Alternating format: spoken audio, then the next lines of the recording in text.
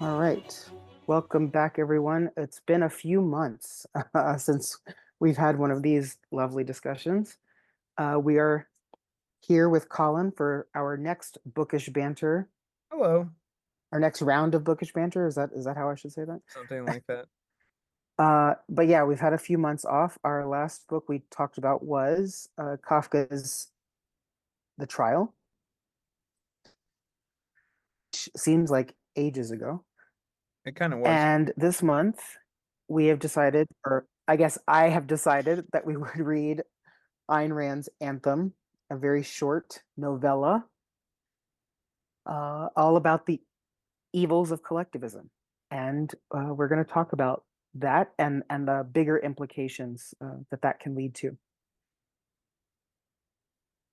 So I guess, can I sort of jump in with sort of Yeah. setting the scene here? This is the world is your oyster. So Ayn Rand, as most people know, she grew up in Soviet Russia, um, under the evils of collectivism, as it was in Russia, Marxism, communism, all of that. And when she was able to escape and come to the United States, she embraced something radically different.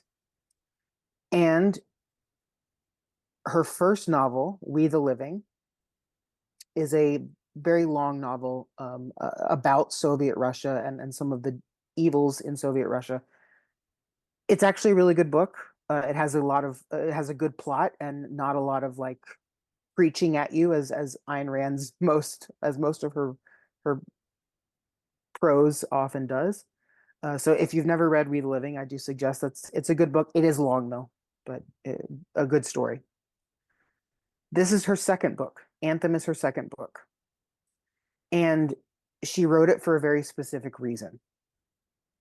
And that reason is very, very nicely laid out in the foreword of the book, which apparently is not available on all uh, copies and or recordings of it, which I think is a disservice because it's literally 2.5 pages, and the foreword is, to me,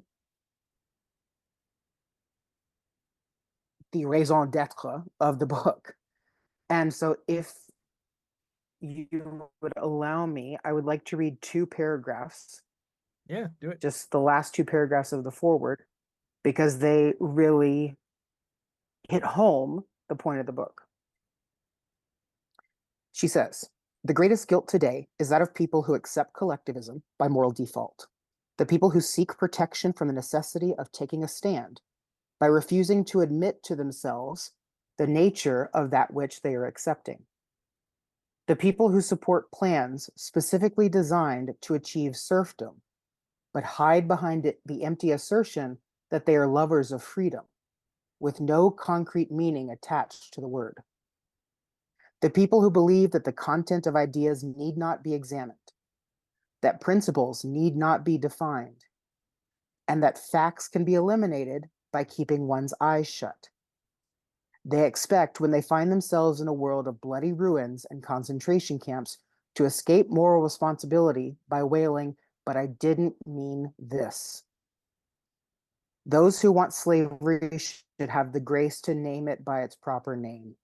They must face the full meaning of that which they are advocating or condoning, the full, exact, specific meaning of collectivism, of its logical implications, of the principles upon which it is based, and of the ultimate consequences to which these principles will lead.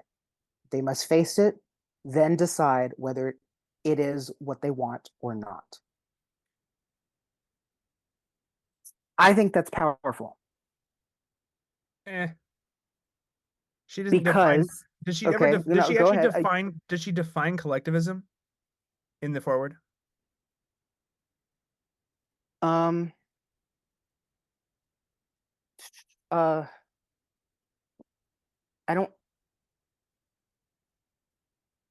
uh, yeah, sort of. Yes, yes, yes, yes. Towards the beginning, yes. basically the whole forward is her sort of definition of collectivism, the part that I didn't read. But so this one paragraph might help. Some of those who read the story when it was first written, sorry, some of those who read the story when it was first written told me that I was unfair to the ideals of collectivism. This was not, they said, what collectivism preaches or intends. Collectivists do not mean to advocate such things. No one advocates them. I shall merely point to the slogan, production for use and not for profit, is now accepted by most men as commonplace, and a commonplace stating a proper desirable goal. If any intelligible meaning can be discerned by that slogan, what is it if not the idea that most of man's work must be done in the need for others, not his own? So, not in exact words does she define it, but the idea of that slogan, I think, is the perfect sort of definition, which is production for use and not for profit. Okay. It's a weird definition. Well, it is because that's the Autistically slogan. narrow. Well, that's the slogan that's I guess the slogan that's more pro Marxist, more pro communist that people are now accepting as, oh yeah, like down with capitalism.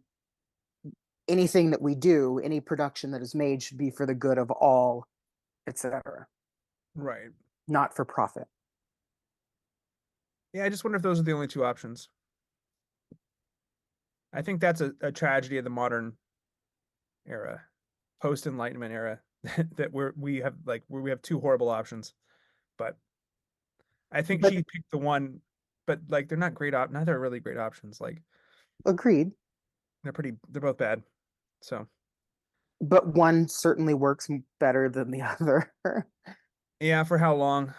That's what I really wonder. I feel like we're in the aftermath of like liberalism, right? You pick okay, liberalism over collectivism or whatever you want to call it, but now that's wearing down. So I mean, how many times can you restart it?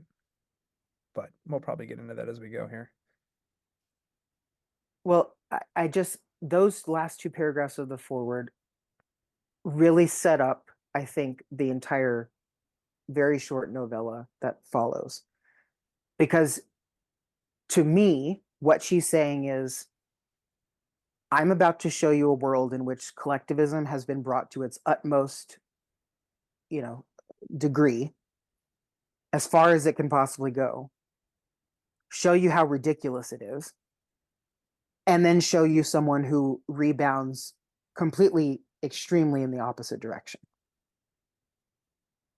And that's sort of what we have laid out in the rest of the novel. And to me, it just makes sense after what she laid out, I think, very eloquently in those two paragraphs. So, having not read her point in writing the book in the forward, I think does sort of a disservice to someone who reads the novel and then goes, well, this was kind of dumb. Because it is kind of dumb. It is. It's not a novel in the sense of it has a big plot or No, it's yeah. it's a philosophical novel. I thank you for reading those. I'll have to track it down the forward. It doesn't change my opinion in the slightest. And if anything, it solidifies it more. It confirms some things about her mindset going into this. So, Well, and just to reiterate, because this again, this forward was written in 1946, and the fact that it's almost timeless, in as much as, again, she says, the people who believe that the content of ideas need not be examined, that principles need not be defined, and that facts can be eliminated by keeping one's eyes shut. Those are the things that we're still dealing with. Those are the things that postmodernism has done to, places like academia. We don't care about facts. We don't care about the real well, I definitions think of people care things. about their definitions of facts. Um, and I think that's kind of how it's always been. And I think that's how I mean, that seems to be the system that Rand is using. She's just supplanting her own different definitions for things. That was sort of how I think it was something I noticed when I was reading it. Um, yeah, she has a radically different definition of individual and freedom um, slash liberty, uh, which are different things, to be fair, Yeah. that have never historically existed up until the 20th century, basically, or at least we're not that have never been able to be spread like they were up until the mid 20th century. So they're definitely not timeless truths. Um, the squabbling over what facts mean has always been a thing. Humans have always fought over that. We always will fight over that. What constitutes a fact, what doesn't constitute a fact, who gets to decide. That's always been something. Um, right? Like that's just a thing. Always will be a thing. But Yeah, it's a new thing to, as you and I have talked about before, it's very new to, well, I shouldn't say very new. It's new within the postmodern thought yeah. to, It's a new iteration. yes, it's a new way of Right. breaking down what is science, because Right. now we predict the no, we use the data to predict the outcome we want, instead of using the data to find a Yeah, proper except that outcome. people have always done that too, though. People have always cherry picked all data. Okay, so I guess this is something that I get. It's okay if we disagree on this, but I mean, you know this coming from your field. People always cherry pick data. It's always cherry picked every single time. Everyone does it. Now, you with cherry picked data, you can still make a compelling argument. You can still discover truth, but you are picking and choosing the data to present. Everyone does it all the time. Um, like that's just how other if you because by definition, right, to find the truth, you have to exclude untruth. So you're already winnowing it down, and you have to admit, you have to accept that you might be making mistakes along the way.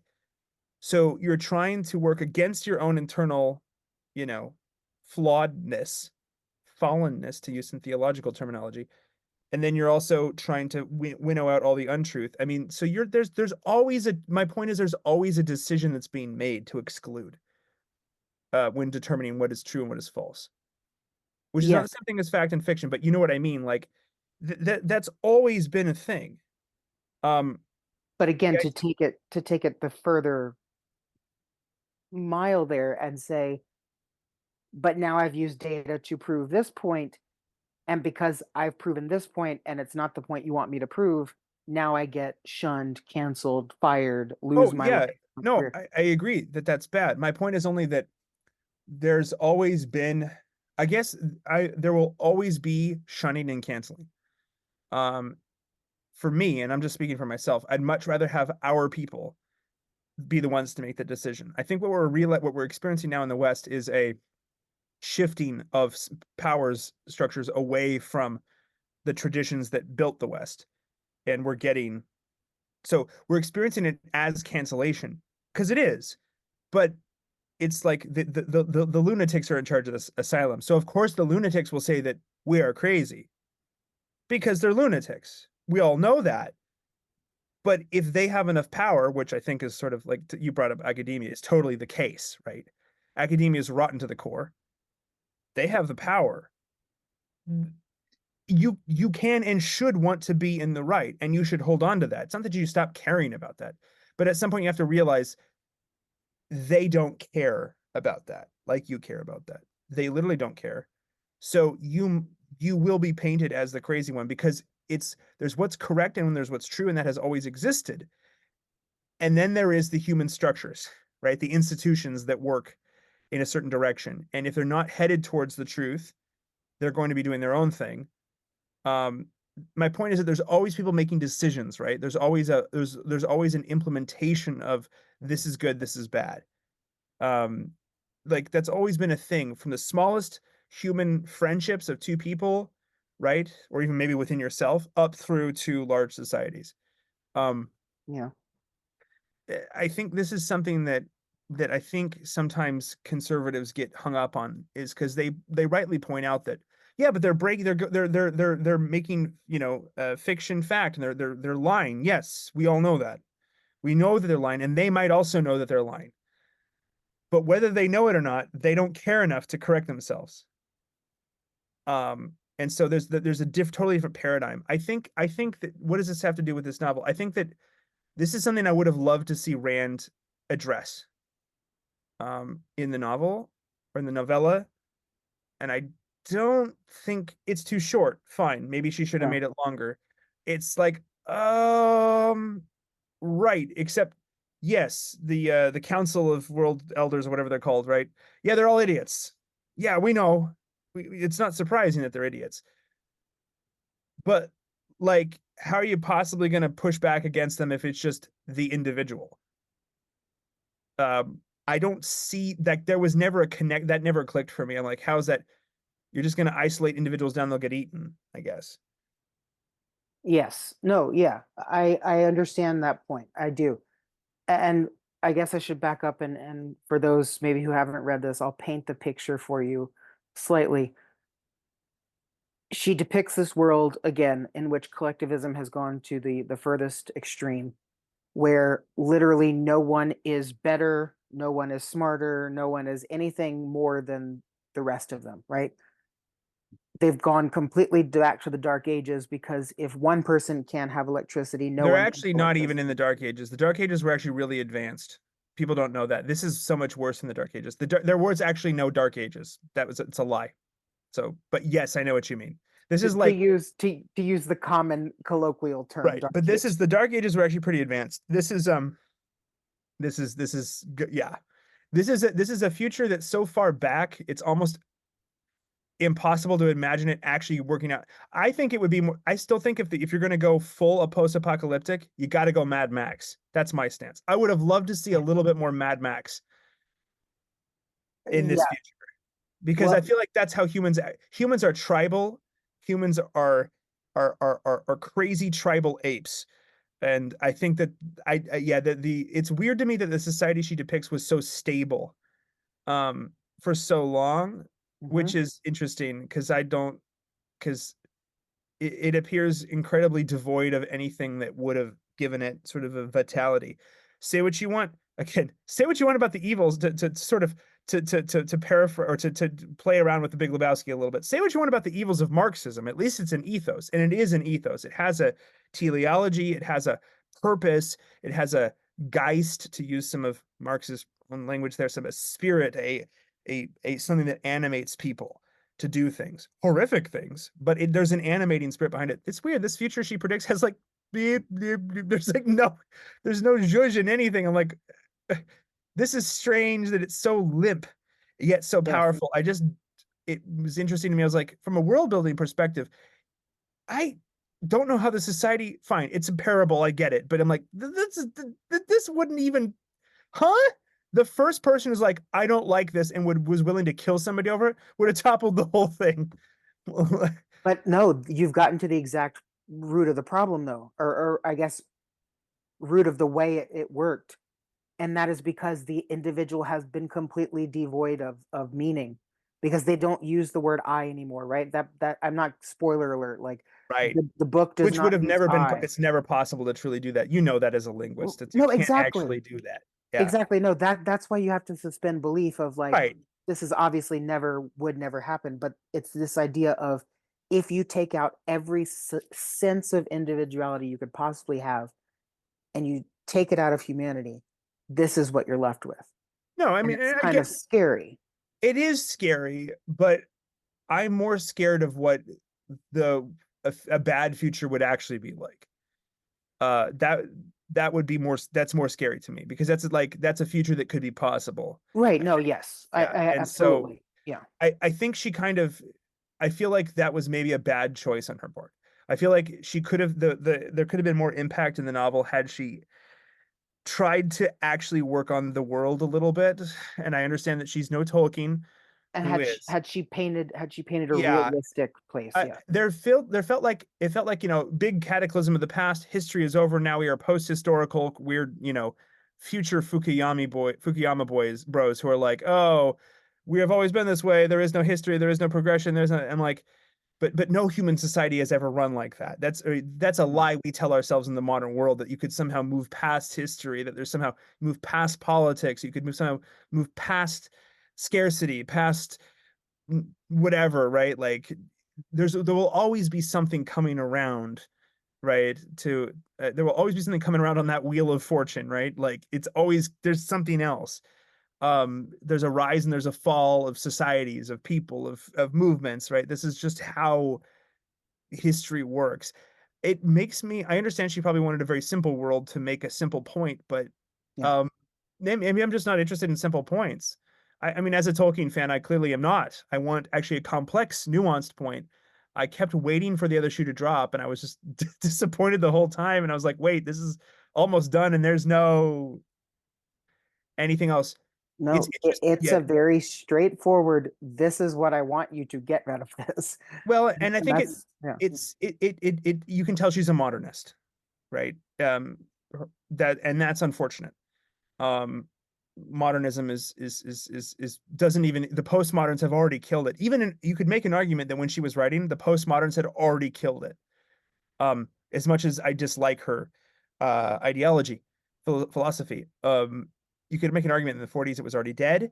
I think it's really dead now. It's a zombie walking around that people who hold to these modernist values. It's like, really? In this world? Like the postmoderns have already eaten you.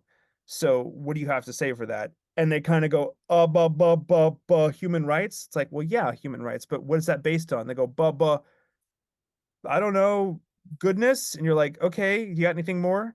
And they go, I don't know. I guess if you're a Randian, you would say, the self. And you're like, really? Um, it's just, yeah, it's just unfortunate. I think she could have done more. I think I was telling you before we recorded, or maybe a couple days ago, as I was like listening, I will say, despite them leaving out the forward, fine, that's an oversight. Found a decent audiobook reading.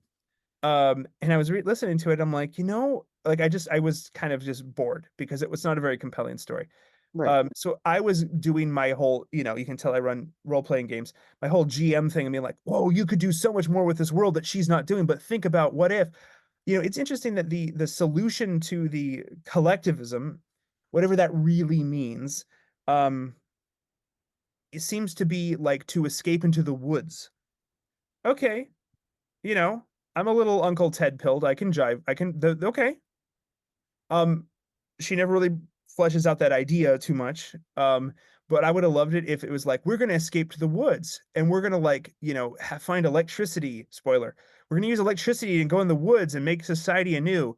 And they go in the woods and find that like every single person in the woods is part of like a totally based, like hierarchical kingdom and is like, yeah, we've been here in the woods building shit. That's just those retards back in town that do Right. these things. And they're like, oh, wait, we didn't like reinvent history. And they're like, no, history keeps on going. You just were part of a cult. I would have loved to have some sort of, you know what I mean? Like some sort of like humbling of the ideology. Like, but Rand is not Like, was never a humble person. So she's not no, really go, oh, maybe it's good we break out of the collectivism, but realize that there's still stuff happening. There was nothing like that. And that was a like, shame. Oh, the potential for that like oomph, the first oomph of breaking free, but then also realizing that, wait, I literally can't go and live in the woods by myself because I'll get eaten by bears. People are in the woods here living together in hierarchy. And you can tell I'm a right wing person because that's what I'm looking for, but that's what I would have fucking loved because it would have been complex. It would have pointed out the strengths and weaknesses of all various different ways of viewing things. But Rand's not known for subtlety. You can see her. What is it? The Phil Donahue, was it Donahue interview yeah, thing? yeah, I'm yeah. like, this lady is just not. She only has one idea, and I guess that's maybe my biggest critique is like, do you only have fucking one idea? Like that's you got to have more than one idea, I guess, is what I got to say. Like have more than just one idea that's your only thing. Um this is a thing. It's interesting when you find people, you meet people whether they're alive or dead, right? Whether they know you or not, you discover their work and you realize that there are people out there. It's good. It's good to be humbled. I was humbled. I was reminded that there are people who are more autistic than me. And I was like, "Wow. She just has one idea and that is her life." One, yeah, no, one thing that she harps on. Yes, yes, yes. Yeah, it's only one thing. And I know for me that one thing might be why, like, I don't know, like Tom Bombadil is a valid character and should have been included in the films, Lord of the Rings, but that's fine, that's a nerd theory. But like this is like the light, the ego. I don't know. There was never a discussion of mortality. which is weird. What happens when the ego dies? Uh, no conversation surrounding that. No conversation surrounding legacy, which is interesting because she actually paints the collectivists in the novel as having more of a legacy than these, break off individualists, which is sad. Because if you want to make yourself be all like egoist and fancy and cool, don't you want to leave a legacy? Like, I don't know if you know, are you a fan of the Troy movie? I never saw it. Okay, I do recommend it. But that whole bit with where he's like, and and this is why you'll never be. This is are you really going it or whatever? It's not verbatim, but you're really going to battle. You're really going to do this. Yes, but, you're going to risk everything. Yeah, and that's and but I would never do that. And this is why you will not be. This is why no one will remember you. Right? Like, there's no legacy. Like, even the pagan Greeks had this sense of like legacy of living on. Like we will build something to the future. Running out in the woods and just being an individualist, I don't know how that's supposed to work long term, Well, right? but Like, he does say at the end of the book how he plans to build a future. okay, futures aren't built by voluntary association. Well, So I have mean, there's a reason he brought, well, a female came with him, right? At the end of the book, they plan on creating a new, basically starting from scratch and creating a new humanity away from them. a new humanity based on the ego, which I would argue has never actually existed in the history of humanity, and I don't think would last. I think it would last one generation max, assuming you weren't conquered or eaten by bears. Bears don't eat you, I know. Wolves, whatever, pumas, We'll depends where you we'll are. we'll get to that idea in just a minute because let's finish the demonization of collectivism, then we'll move into the demonization of Oh, individualism. to be fair, I think collectivism as this kind of I still don't know what she means technically, but yes, Marxism very bad, fascism very bad. Yes, everyone knows this already. Um, but I think that she falls into the trap of she learned too much from them. I think that's, Maybe. yeah, what happened. But But yes, as collectivism bad. you hinted at, the story continues, and I do appreciate the fact, and she recalls this again at the end of the book. Many of the people in the society still have some vestige of maybe individualism in there because they scream out at night like maddening, like, what are we doing here type Yeah. stuff, like the monotony of everything. And he the narrator, excuse me, recalls that at the end and says, those people that I heard screaming out at night, I'll go back for them because they are not completely sucked into this yet. Maybe they can be saved. So that idea is still there, but this narrator goes on, as you mentioned, he kind of recreates and rediscovers electricity and decides, Well, we'll I'm going touch to on that be because he actually doesn't, but right. uh, right. He because he doesn't, rediscovers science. no, he doesn't rediscover. No, he discovers shit people already discovered. How do you mean? Well, even he's fighting remnants of the old world, right? Right. Which is a trope that's kind of cool. I love that trope. It's a trope that's you find a lot in post-apocalyptic, whether it's Fallout, Mad Max, what is it? A Catholic. So a Catholic answer to this story is Canticle for Leibowitz, which is a great book. Highly, highly recommend Canticle for Leibowitz if anyone likes um, really based sci-fi. Um, don't read too much into the author's personal life. Just read the book. It's really good. This rediscovery of the past. Um, he's standing. The protagonist of Anthem is standing on the shoulders of centuries. Right. Um, his ego is not discovering these things. He's just uncovering what people already figured out. Yes. So there's an implication of tradition there, which is interesting that even Rand, with her hatred of tradition, can't get away from. She doesn't touch on it. She ignores it. I was not surprised to see that she ignored it. I expected her to, but she can't get around it. He's just figuring out shit. that people already figured out, because there's truths that get passed through time via tradition. The tradition was broken violently by the collectivists. Yes, that's bad. Everyone knows it. Collectivism, very bad. But it's interesting that this, he finds these secrets of the past. And instead of building something better, is like, I'm going to make it better for me. You Well, know, and technically, what he's using is thing because he's a street sweeper and a garbage collector. He's using stuff that quote the scholars, right, the House of the Scholars threw out because they had done experiments, maybe whatever the hell they do. They threw out the garbage. He picks up the garbage and says maybe this is useful and starts playing with it and right. quote unquote rediscovers Right, he does, electricity. but then he realizes at some point he has these fleeting maybe that this must have been the world of the past. And so then he Yes, starts yes, digging into yes. the world, like literally digging into the world of the past, literally doing that and discovering things that were like quote unquote impossible to make.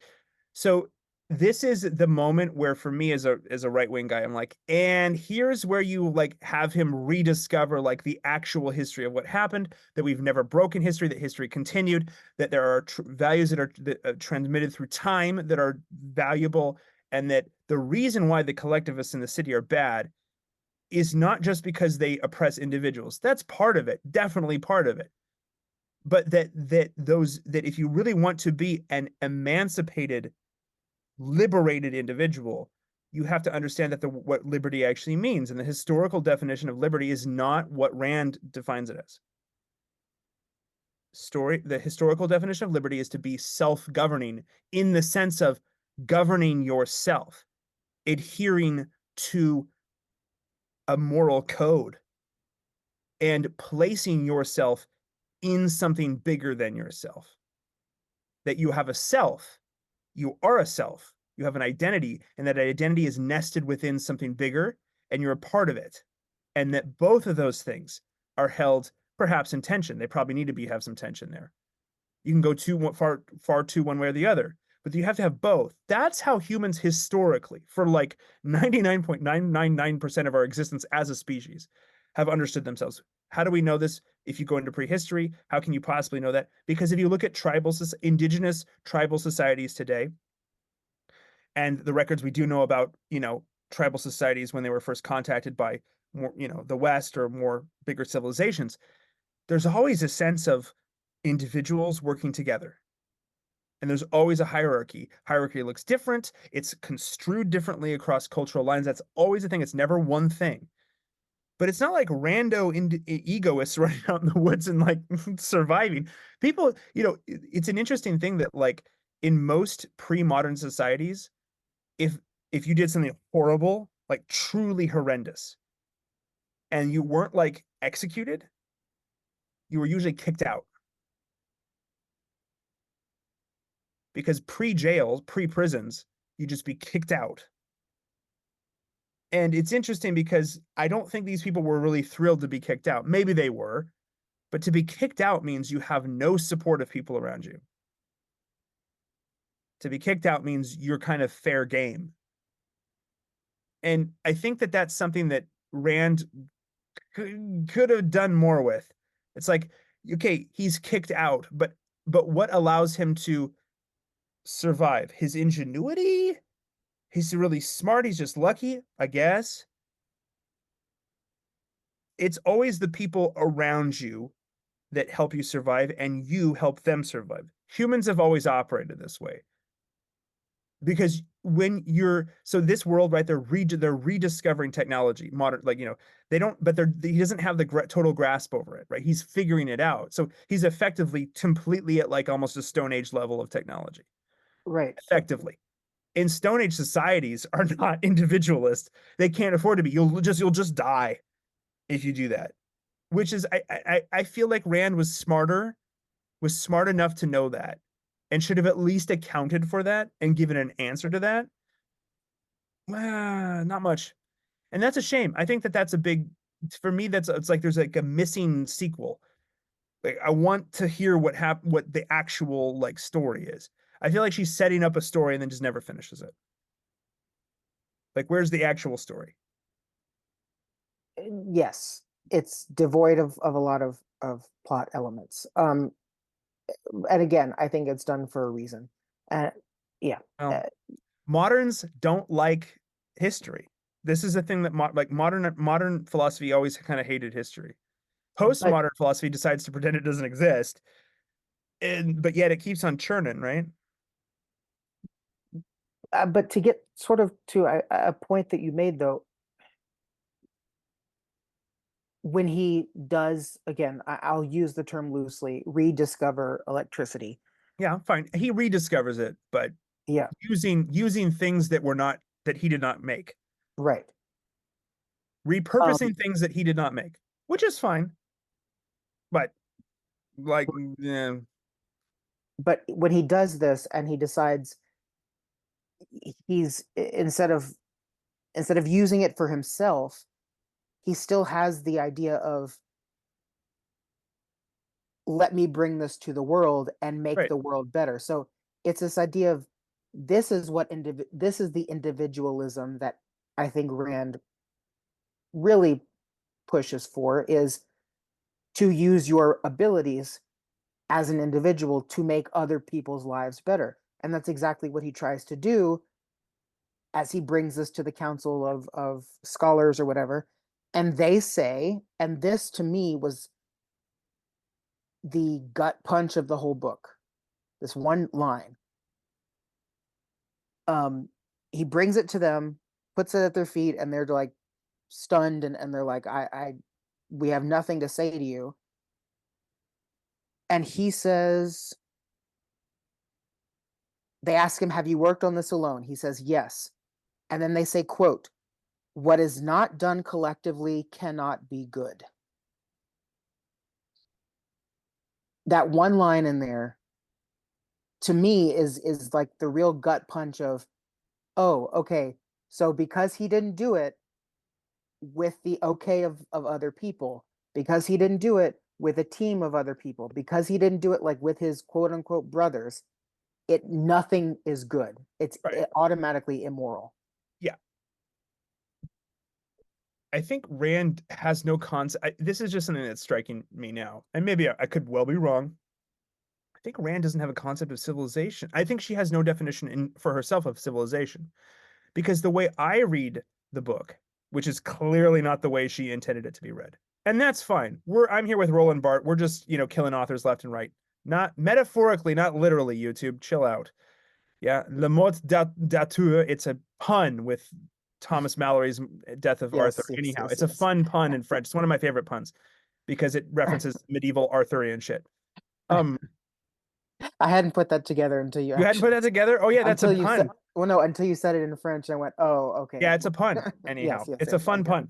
I get it. Um, like I kind of don't care how she intended it to be read. I'm gonna read how I'm gonna read it. Um, she contrasts, yeah, she does a great job, I guess, in her novel of contrasting her vision of the individual with her vision of the collective. But the problem is there's never just one individual, right? Lots of Mhm. different individuals, and there's never just one group. You can have retarded groups. It happens all the time. You can also have some pretty great groups. It happens, maybe not as much, but it does happen. It's interesting that it's like, wow, you nasty people don't understand the gift of science. True.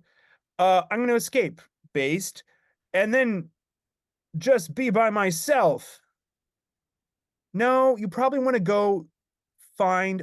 He talks about coming back, going back and rescuing some people, but man, you should be going back and like getting them out, and then making like a based warlords or something to just like rule the wasteland because the people you're up against are not impressive. Like you need to like, but there's none of that. It's just this like, well, but we wouldn't want to force it on anyone. Well, no, it is there. It's just right at the very end, and it's very, very, very subtle. I read into it as he says, I'm learning, I'm learning, I'm reading, I'm reading. I have my, my now love of my life with me, the woman who comes with him. Um, they're going to make babies, etc. He said, I'm going to go back and get these people that But what had if the protested. babies But I'm sorry, those babies are not choosing to be born in that family. What if those babies grow up and are like, I want nothing to do with you, and I don't want nothing to do with your nasty electric box. I'm gonna go back to the people in the fucked up town. Under Randian philosophy, under objectivism, are you saying, well, that's your choice. I have to Yeah, respect your technically. choice. But the You idea that, see my critique. yes, but That the it's idea, a self-defeating critique of collectivism. It's a critique of collectivism that produces nothing real. It does not push back. It feels really good, but it does not actually stop the machine crushing you. I I read, no, I read that into it because again, it's very subtle, Because but that's how, but right, because you're a good person. But I think you might be giving her too much credit, is what I'm trying to say. it says right here at the very end though. He talks about this whole plan to come back and get people, and then he says, from the coming of that day shall I fight, I, my sons, and my chosen friends, for the freedom of man, for his rights, for his life, for his honor. In order to do that, there must be a hierarchy established. So the problem is he's not claiming, okay, this is a Napoleon moment. This is kind of how I was reading this. It's a Napoleon moment. The crown is so in the gutter. All he has to do with his future science, his past science, how his crazy, technology compared to the people in the city, all he's got to do is reach out and grab that crown. But he won't do it. To grab the crown would be to like sort of demean myself as sort of the vibe I got. And I'm like, okay, you're really not going to change anything. You're going to like feel real good out in the forest, and then you're going to die, and it'll go back to collectivism. Unless you build literally a counter culture. But there seems to be no, like, the culture of individualism. What is that? I But don't know what again, it is.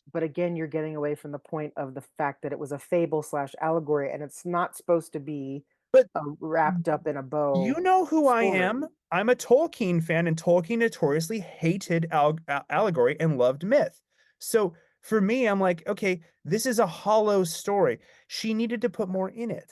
So that is, yes, but Because that's my the point point. is Yeah, to, like, cheekiness aside, it raises important questions, but gives really either no answers to them or really crappy answers to them. Like, you got to have a better answer than that. Like, there has to be more than just like, well, but if we just respect individuals, okay. But when your enemy is eating people, or your enemy is, stealing children away from their parents, as they do in the story, and like raising them in this collective thing, okay, your enemy does not care. So what are you going to do to stop it? Right? Crickets. It's like, oh, okay, because you don't care about anything bigger than yourself, so you're not willing to help other people do the same thing, break free. You don't care. And this is really the problem, I think, with like the Irandian understanding of the world, is that there's I nothing got greater it than though. you. No, but well, hold on a second. I got it.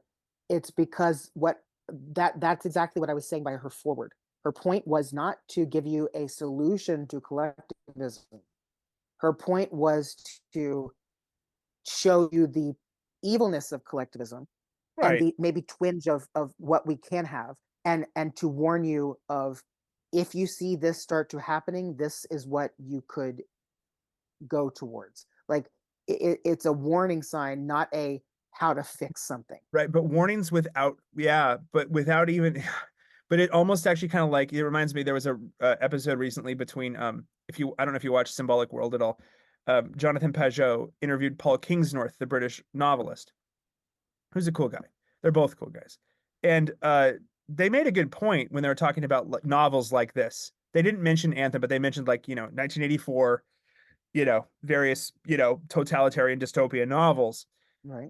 Like, and I think they made the point, I might be misquoting. I know, I think this is what they said, is it was something to the extent of, if you're just talking about how bad it is and not pointing people in a direction of doing something different, it's kind of dangerous, because you're like normalizing it, because you're not giving people something to move towards. You're just saying, this is a big problem and we're all screwed. Watch out. And you're like, oh, what am I supposed to do? And there's You're nothing. supposed to stop it from getting to that point. That's the point of a warning bell. Right. But I guess to bring it back here is the ego, the self, the I is never powerful enough to stop everything. It's maybe powerful enough to do some good here and there, but you can't dump everything onto individualism, because I would argue, and this is I think an area where you and I will totally disagree, and that's fine. Um, the individualist backlash to the collectivist totalitarian nightmares of the 20th century has given us woke. Woke is individualism dialed up to 11. Yes. To Spinal Tap, great movie. Mine goes to 11. It's turned up to 11, and it's expanded to a global scale, and it ignores things like culture, tradition, heritage, religion, myth, value. All of these things are thrown out in the place of the individual. Okay, so the individual has meaning because it's nested within all those other things. And I think that's I just she needed to have that. And there's no sense of that. I think it's a weak answer to collectivism. I will just, you can disagree, but I'm just like, this is just, it's weak sauce. So, no, I don't disagree with you in as much as individualism and identity politics do go hand in hand. I can agree with you on that. My problem is that, is it really individualism to, I guess at its core, it to me it's still collectivism, because this idea that only the oppressed categories of people, quote oppressed, I'm using air quotes, people, Yeah. so I know you can't see me, the people who view themselves as oppressed, it's those people that uh, cling to those identities and say, because of collectivism, I get superiority over all of you because I'm the oppressed, I'm the lesser, right? Um, so you all have to bow to my needs. So this whole pronoun thing, right? Right. Changing people's language to say they, call someone a they them. That's a collectivist mentality of, I'm the weaker, I'm this Right. non-binary person. You Right. must now But, bow to me. well, yes, I agree with you. I think this might be getting to the crux of something of a disagreement between us. It's probably good that we disagree every once in a while. Um, Human rights are important and real only within traditions. And if you destroy traditions and universalize everything, you're left with nothing. So the reason, like, for example, in American context, the reason the Constitution worked, and notice I'm using that in the past tense, it's been the past tense for all of our lives and longer. The reason the Constitution worked is because there was a common understanding, a cultural tradition passed down, actually not from America, from England, about what rights were. Because France had its own experiment with rights, as you know better than I do with your Francophone background. And the French Revolution had a very different understanding of what rights were, and it was a nightmare. So, like, nothing is, you cannot universalize this stuff. Everything should always be couched within a time, a place, a culture, a people. It doesn't mean there's not transcendent truths, but it means that those transcendent truths always must become real within a place, time, culture. Real humans living, breathing, doing a thing in a place. I think that we've become with the Enlightenment, we've become so idealistic. And to be fair, America is an Enlightenment experiment, for better, for worse. It just is. Fine, not all bad, but the problem is if you universalize everything outwards, as if everyone could possibly understand it the same way, and you pretty quickly realize that not everyone understands it the same way. I think that Rand did not grasp that. I think she thought if we just expand the value of the individual to everyone, it'll make the world better and it'll just stop all this collectivism. It's like, well, no, no. You get the wokeness that is actually eating the West from the inside. Uh, just like the Marxists tried to do, they've just rebooted themselves. Now they're doing the woke thing because they're like, okay, you're going to be super individualist Westerners. Okay, we're just going to parasitically feed off that. And that is what the left did. That is what the left is doing. That is what woke is. It's a Marxist reboot of their earlier program because they realized that they could never really break the individualist spirit of the West. So they're just using it against itself.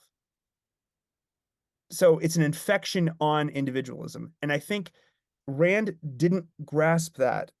And fine, it was the 40s. But reading it now, you're like, oh, this has not aged well because like individualism per se is neutral. It's not always good. It's not always bad. It could be whatever you want to do with it. You have to put individualism within a certain set of cultural values. And if you don't do that, it's not really, this is what I mean by it's not really a solution. And fair, I'm judging somebody from a different era, but man, they were already doing it in the 40s. Like, I don't know why she seemed like somebody who's really smart. Maybe it's a blind spot for her. I just, it's painful. It's really painful to me, at least, because you're like, well, huh? Maybe I'm just too Tolkien pilled, like to take it. It just I spit it. I take the Rand pill and I'm like, bleh, gross. Well, no, I'm not going to say that she would agree with this because I don't know, and I actually doubt it's true. Going too far in the individualism is equally as bad as collectivism, and can breed things like some of this identity politics and wokeness. And the reason I say I don't think she would agree with me on that is because she was a non-believer. She was an atheist, a self-professed atheist who did view man as God. So that's Now she's a leftist then, in the end. It right. doesn't So mean you can't, that's no, it I doesn't understand that. Yes, it I could. doesn't mean you can't derive value from her work. I'm not Yes, yes, somebody yes. who's like, I'm not trying to police what people think here. I'm just saying that like you should read people you disagree with. You should read people you can agree with people, a broken clock is right twice a day. It's totally fine to derive value. I think Foucault and Derrida were horrible pieces of shit human beings, but I still can derive some value from their philosophy. Maybe same thing with Rand, although I wouldn't group her in with Derrida and Foucault, but she's not like me and her have nothing in common. Um, yeah, collectivism is bad. It would be great to get something more of a way to a real solution. Thinking that you are God. Yeah, that's a problem. Yeah, Yeah, it's no, a I agree problem. with And that also wholeheartedly. that's why I'm saying the human ego will always die. You're gonna die. And if and as many people have said, all philosophy is sort of dealing with that. But I feel like her philosophy is trying to ignore that you'll die, or maybe just not caring.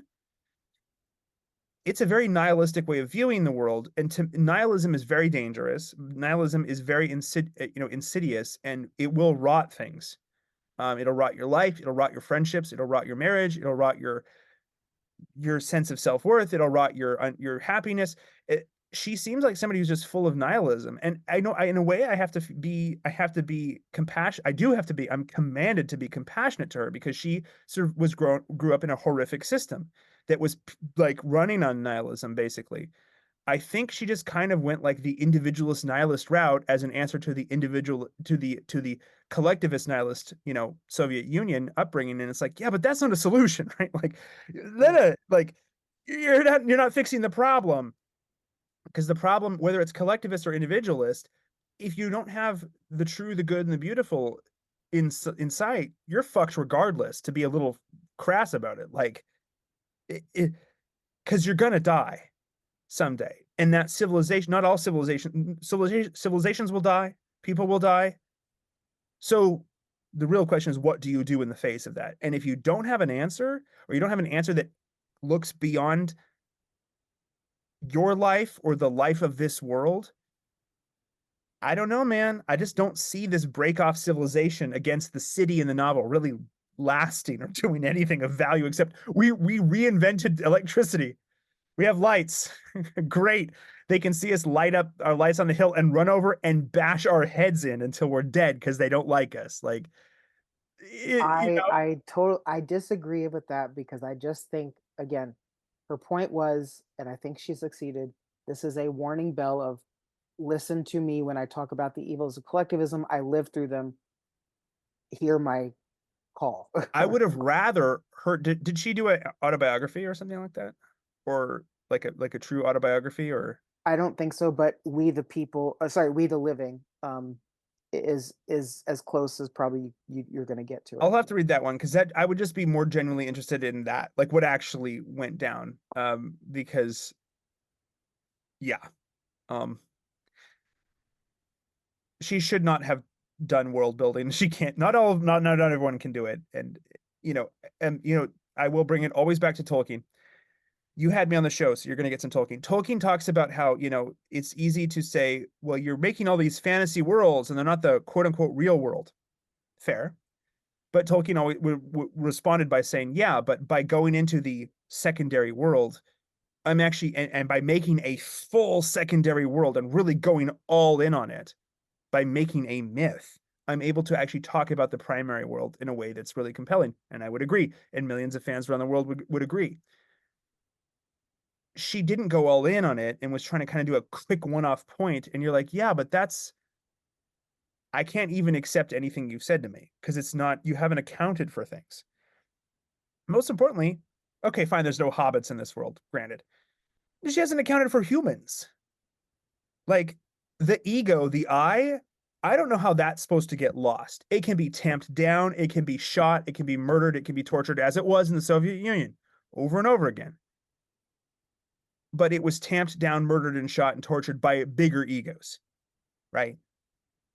Like Stalin was an egoist, very individualist. Stalin wanted Stalin to survive. You know what I mean? Like, and it was always masked under collectivism, the good of the nation. It's like, no, it's the good of the people that have the power, who hate everyone else. But it's like the idea that you could stamp out the ego so utterly that somebody would have to rediscover it is just, it's kind of laughable. If But anything, again, I I would think argue that's that the point. yeah, but the collectivism is the actual egoists. They're actually the outcome of that kind of thinking, is my point. Perhaps.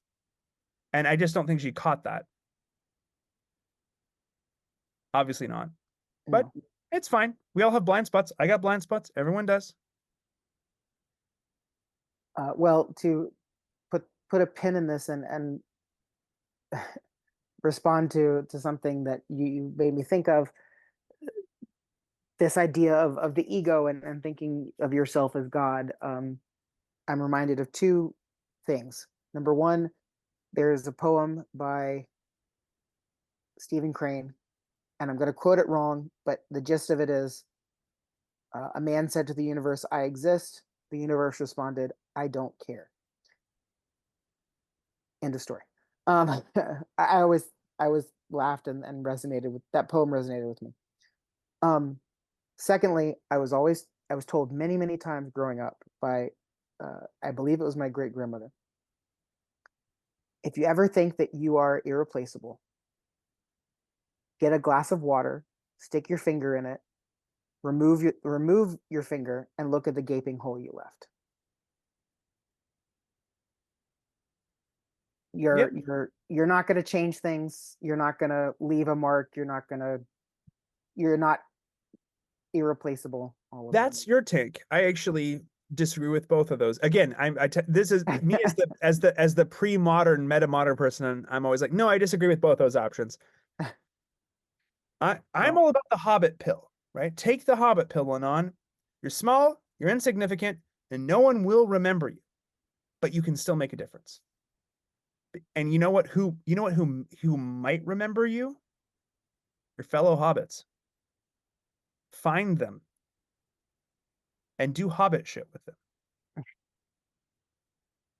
Well, on that note, I was gonna say we're not reading Tolkien next, We should. but We should. we are reading one of uh, Colin's picks next. We will be reading Starship Troopers next. Hell yeah, baby.